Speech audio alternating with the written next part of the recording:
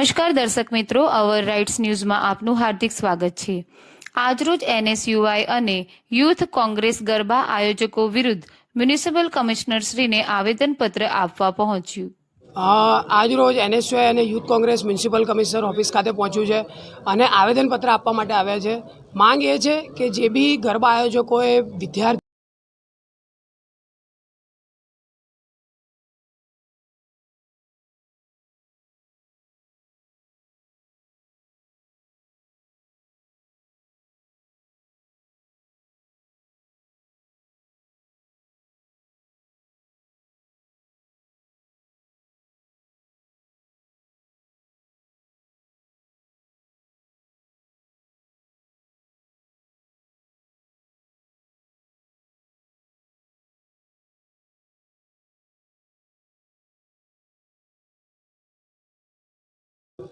અમે કમિશનર સાહેબને આવેદનપત્ર આવે છે કે ₹1 ભાડા પર જ્યારે તમામ ગરબા આયોજકોને આપણે ગ્રાઉન્ડ ફ્રીમાં આપીએ છીએ। કેમ કે વડોદરા શહેરની જનતા ગરબામાં જઈને રમી શકે, પણ ટ્રસ્ટ અને એનજીઓના નામે આ લોકો કરોડો અને લાખો રૂપિયા, 5,000, 6,000 રૂપિયા પાસના ઉઘરાવે છે।